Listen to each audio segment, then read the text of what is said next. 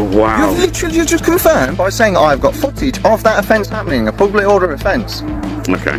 Haven't you? You've just said... Welcome to CopCore Network, where we put misconduct on display, explore police and legal issues, protect individual rights, and demand accountability. This episode is brought to us by Bear Britain Audits. Be sure to check out the link below, subscribe to his channel, and give him the credit he deserves. What begins with Bear Britain Audits, simply standing in a public place with a camera, quickly escalates once warehouse staff decide they do not want to be filmed. Rather than ignoring the situation or first establishing the facts, the response immediately turns to insults and a call to the police, transforming what appears to be a harmless encounter into unnecessary confrontation. By the time officers arrive, the tone has already been set.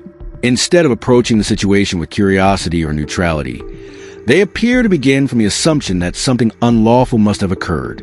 Before any meaningful explanation is established, the interaction leans more towards suspicion than objective fact-finding. You tell me, we have a chat. Oh, yeah, we can have a chat here, can't we? Yeah, we can. All right, cool.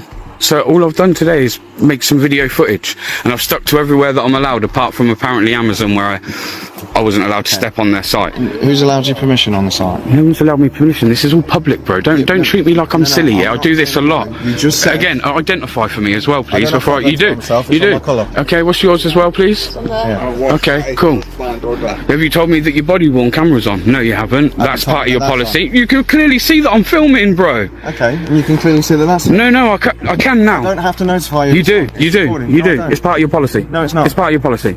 But this has been proven before that it's part of your policy. Stop. You just stated that you have been allowed... No, I don't have to stop. I'm trying to ascertain what's I don't have to... Listen, bro, I don't want to interrupt you, but to be honest, I don't want to speak to you, yeah? I'm going about doing my civil right. I'm allowed to go around and film in public areas. Allowed. Who has allowed you? My rights as a human being in this country. And they have a right to know who is filming or taking photographic images of the building. No, they don't. No, they don't. No, they don't. Yes, they do. What stands out most is the confidence with which the officer appears to misunderstand the fundamentals. He speaks as though Bear Britain requires permission to film, despite the fact that filming from a public place is generally lawful and freedom of expression, including gathering and sharing information, is protected under Article 10 of the European Convention on Human Rights, as incorporated into UK law by the Human Rights Act 1998. At the same time, the officer dismisses his own body-worn video policy. Even though many UK police forces encourage officers, where practicable, to make people aware when recording is taking place in the interests of transparency, in one breath, he downplays guidance that applies to police officers while attempting to impose a restriction that does not generally apply to members of the public. That contradiction becomes one of the defining features of the encounter. On my way to taking someone to professional standards for exactly the same thing, trying to trump up charges that aren't there. Yeah, I'm not saying that you are.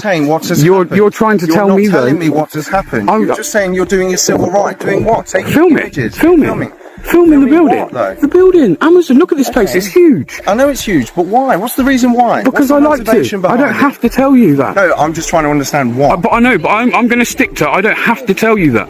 And that's, you can say that being as awkward. How am I supposed to ascertain what's happening? You don't have to ascertain anything until I've committed the broken... an incident that's been called... Have I committed an illegal offence? Well, as far what we've heard on the call is that there's been swearing and shouting, so I need to know who that's been coming from. Those down there, and the video's got it to prove it. Right, and can you show me that? Yes, I can. Because if you're involved in that and you've been shouting and swearing, that is an offence. That is something I need to ascertain what has happened. Of course. Hey, you know this camera? You see this camera? It's an independent witness. Yeah, so that's another reason I can film, because when stuff like this happens, yeah, when people try and say stuff happened that didn't happen, we can now go back to this footage and see, can't we? What we've heard on the call is that there's been lots of shouting and swearing going on. Right, we need to ascertain what that's in relation to. So if people, that's called public order, that is an offence, yeah? And I'm here to try and ascertain what has happened. The officer then attempts to reframe his actions by claiming he is simply trying to establish what has happened. However, that explanation becomes difficult to reconcile with how the encounter actually unfolded. There is little sign of a neutral fact-finding approach. Instead, the interaction begins with assumptions and allegations, including claims that Bear Britain had been swearing, something his own footage appears to contradict. This is precisely why recording encounters of this nature can be so important. when allegations emerge without clear supporting evidence. An independent recording can provide an objective account of events. Without that footage, the encounter could easily shift from a conversation into an accusation that the individual involved would struggle to challenge. You're not being very forthright with me, and I understand why, because I don't have to. Because I don't have to. No, but I have to ascertain what's happened. Yeah, but I don't have to still tell you, bro. This is what I'm like, until I commit an offence. Okay. Yeah? And you're saying a public order offence, yeah? An offence has been committed. Where is the person that feels harassed, alarmed and distressed? Where are they?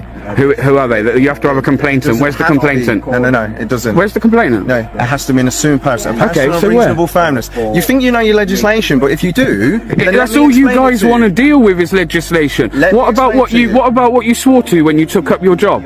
Wasn't that under common law? Most of that's under common law, isn't it? That wasn't under common law. I don't care. You guys still swear by it. Pieces of legislation. I know that. Swear by common law. There are other pieces of legislation that we swear by. Okay. So I'm trying to ascertain what has happened.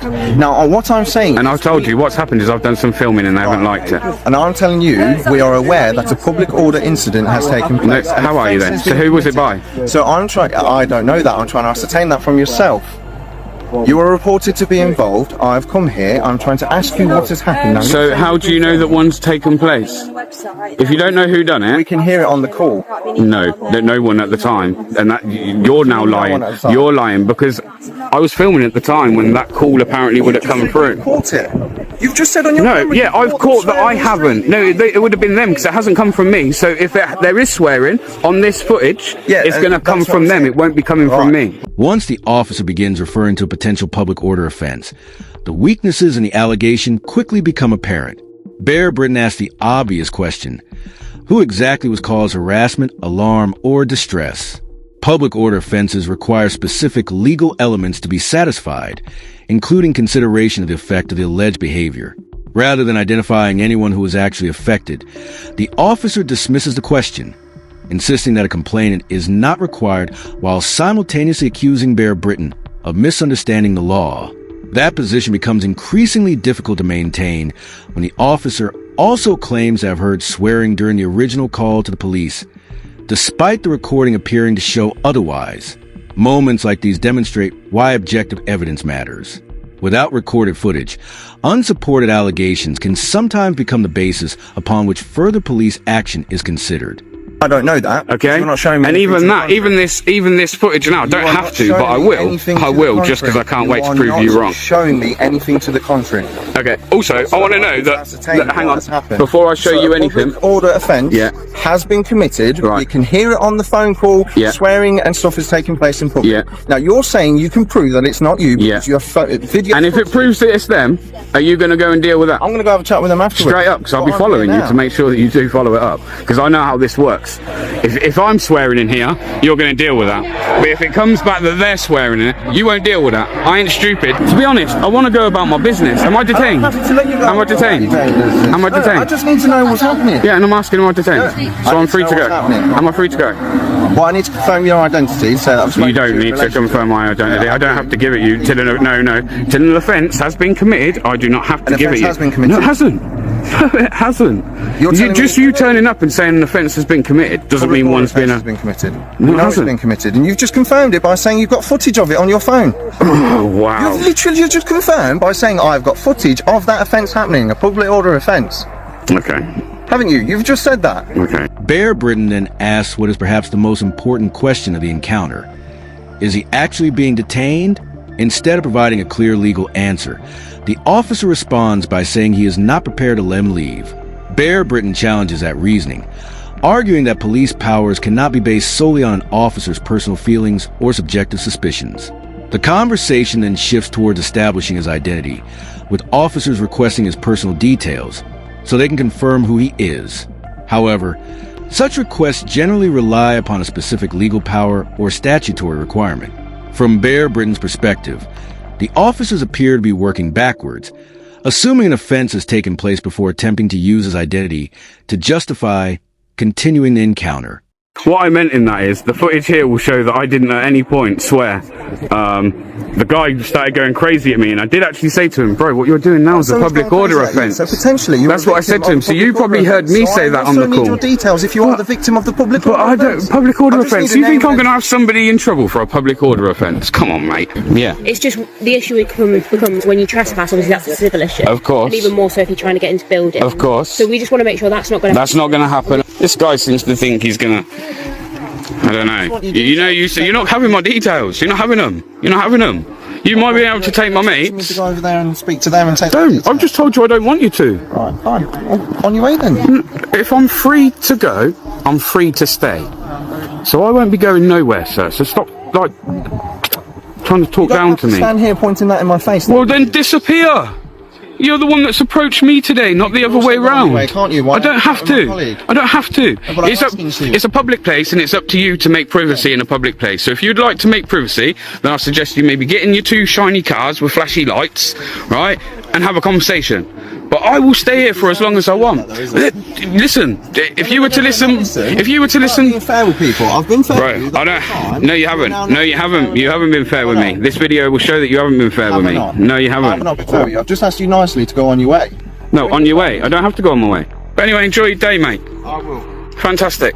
What ultimately exposes the weakness of the entire encounter is how quickly its foundation collapses once the footage is reviewed.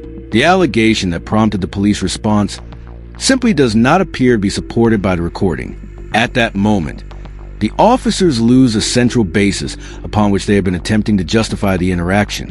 When objective evidence contradicts the original allegation, one would expect the matter to come to an end. Instead, there remains an apparent effort to prolong the encounter by continuing to request details that no longer seem relevant. It is the policing equivalent of refusing to let go of an argument that has already been resolved. An important principle is also illustrated here.